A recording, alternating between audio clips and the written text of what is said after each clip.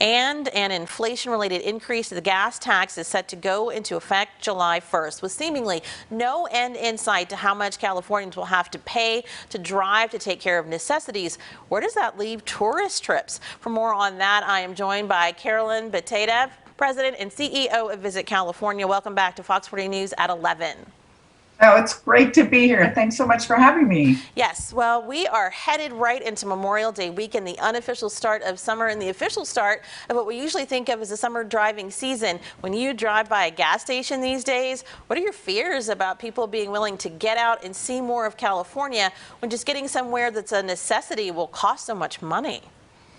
Well, certainly it's in everybody's, top of mind awareness about what's happening. But I do think this is the time where we're so fortunate to be Californian compared to other states, because there's just so much to see and do right here in our own backyard or even within an hour's drive. We're actually finding from our research that even as of April, fully 86% of people really wanted to take that trip this year, which is the highest it's been, the demand factor, since the outbreak of the pandemic. So demand's there, but we're really looking at perhaps a change in how far they're going to go. If they're traveling in California, that's actually good for us. It helps us all help accelerate the rebound of the recovery. And let's talk about that. When we last visited, we talked about state businesses, attractions that offer fun to families statewide, bouncing back from the pandemic and being closed, and the willingness of the public to return to them. Now, COVID cases are on the rise across the state again. Many families can barely afford to drive to the places that they absolutely have to go.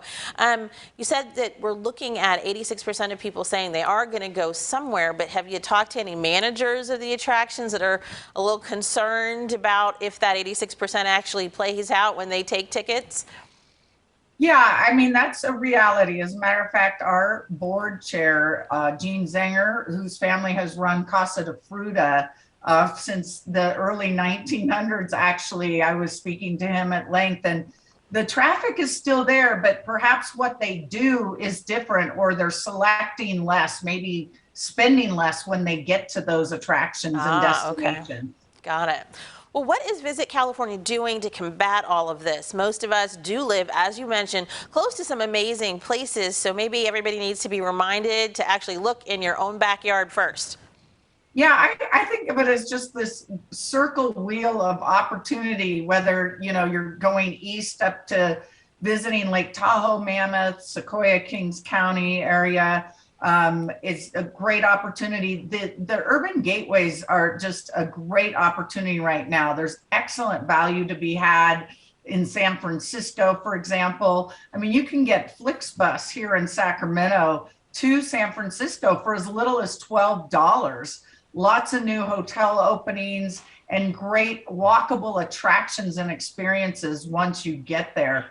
Oakland, the A's are playing at home May 26th through the 31st. So that's an opportunity as well. But, whether it's wine country, which is great for bike riding and experiences there that are little or no cost, or even day trip ideas like Apple Hill is, a wonderful world-class attraction. I think my point is people come from all over the world to experience what we have in our backyard.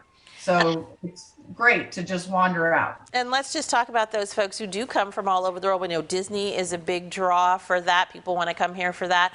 How dependent are we on those folks flying in and coming to see us? And is that going back to pre-pandemic levels? We know people are upset about what's happening at the gas pump, but we also know everybody who talks about flying says their flights are completely full. So somebody's coming from somewhere.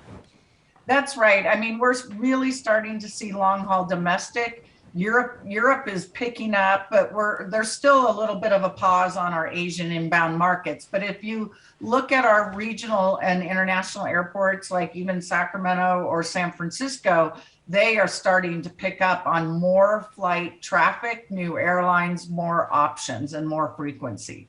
Oh, such good news for us. Well, we know you're going to keep an eye on it, and we'll check back in with you later after people, start realizing they're on vacation. They want something to do. Thank you so much for joining us this morning. Thanks. Have a good day. You too.